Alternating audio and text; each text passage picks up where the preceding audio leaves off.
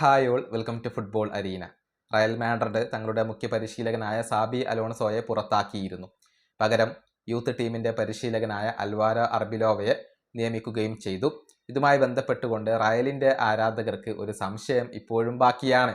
അതായത് അർബിലോവയെ ഒരു ഇടക്കാല പരിശീലകനായിക്കൊണ്ടാണോ കൊണ്ടുവന്നിട്ടുള്ളത്, അതല്ല അദ്ദേഹം ഒരു പെർമനൻ്റ് പരിശീലകനാണോ എന്ന കാര്യത്തിൽ സംശയം ഇപ്പോഴും ബാക്കിയാണ്. അതിനുള്ള ഉത്തരം ഫാബ്രിസിയോ റൊമാനോ ഇപ്പോൾ നൽകിക്കഴിഞ്ഞിട്ടുണ്ട്. അതായത് അർബിലോവക്ക് ഇപ്പോഴും റയൽ മാഡ്രിഡ് ഒരു കൃത്യമായ സമയം നിശ്ചയിച്ച് നൽകിയിട്ടില്ല എന്നാണ് ഫാബ്രിസിയോ റൊമാനോ പറഞ്ഞിട്ടുള്ളത്. യഥാർത്ഥത്തിൽ ഈ സീസൺ അവസാനിക്കുന്നത് വരെയാണ് അദ്ദേഹത്തിൻ്റെ ഒരു സമയമുള്ളത്. പക്ഷെ അതുകൊണ്ട് അദ്ദേഹത്തിൻ്റെ റയൽ കരിയർ അവസാനിക്കുന്നില്ല.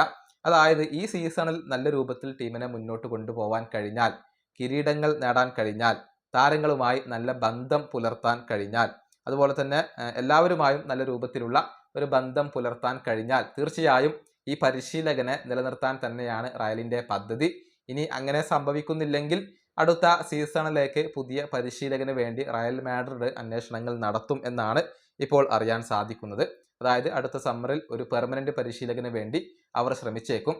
ചുരുക്കത്തിൽ അർബിലോവയുടെ ഭാവി അത് അദ്ദേഹത്തിൻ്റെ കൈകളിൽ തന്നെയാണ് ഉള്ളത്. ടീമിനെ നല്ല രൂപത്തിൽ മുന്നോട്ട് കൊണ്ടുപോകാൻ കഴിഞ്ഞാൽ അദ്ദേഹത്തിന് സ്ഥിരമായി കൊണ്ട് ക്ലബിനകത്ത് തുടരാൻ സാധിച്ചേക്കും. അതല്ല എങ്കിൽ അടുത്ത സമ്മറിൽ തന്നെ അദ്ദേഹത്തിന് സ്ഥാനം നഷ്ടമായേക്കും. ഈ വീഡിയോ അവസാനിപ്പിക്കുന്നു. അടുത്തൊരു വീണ്ടും കാണാം.